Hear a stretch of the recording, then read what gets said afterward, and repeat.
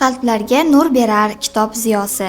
Tumanimiz mahallalari ichida qalban, jisman bir-biriga yaqin ikki mahalla bor. Ko'pchilik bu mahallaning aholisini adashtirib ham qo'yadi. Bu har birida 60 ga yaqin ko'z bo'yicha nogironligi bo'lgan fuqarolar istiqomat qiladigan Katta Chinor va Sortepa mahallalaridir. Yil boshida 10-saylov okrugi deputati Gulnora Tursunova bilan o'tkazilgan suhbat jarayonida ana shu fuqarolardan mo'jaz bo'lsa ham Braille alifbosidagi yangi adabiyotlarni o'zida jamlagan kutubxona tashkil etishni so'rab murojaat tushgan edi.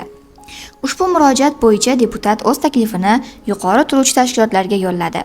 O'zbekiston Respublikasi Oliy Majlis Parlament komissiyasining 2025-yil 9-iyuldagi qaroriga asosan Zangiota tumanidagi Katta Chinor va Sortepa mahallalarida istiqomat qiluvchi ko'zi ojiz fuqarolar uchun mahalla kutubxonasi tashkil etish maqsadida grant mablag'lari ajratildi.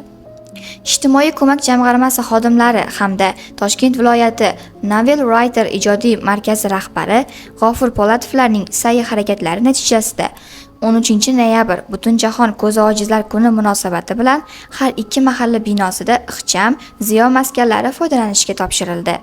O'zbekiston 2030 strategiyasida insonparvar jamiyat tuzishda nogironligi bo'lgan shaxslarni har tomonlama, jumladan ma'nan qo'llab-quvvatlash va mamlakatda ma'naviy barqarorlikni ta'minlash asosiy vazifa sifatida belgilab berilgan.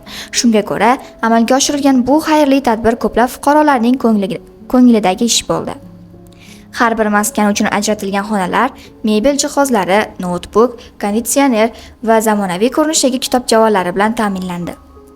25 nomga yaqin Braille yozuvidagi 100 dan ortiq kitoblar, 2000 dan ortiq audio asarlar, O'zbekiston Yozuvchilar uyushmasi tomonidan sovg'a qilingan 15 million so'mlik 500 dan ortiq badiiy adabiyotlar endilikda mahalla ahlining haqiqiy boyligiga, quvonchiga aylandi. Ziyo maskanlarining ochilishi munosabati bilan taklif qilingan aholi vakillari yuzlaridan ularning juda mamnunligi, har birining qalbiga nur kirgani sezilib turardi. Braille yozuvidagi adabiyotlarni varaqlab, zavq bilan o'qishga kirishib ketgan kitob shaydolarini ko'rib, bizning ham ko'nglimiz shod bo'ldi. Men o'zim kitob o'qishga juda qiziqaman. Tuman markaziga ish bilan borganimda, u yerdagi 2-sonli ko'zi ojizlar kutubxonasida adabiyotlar olib kelar edim.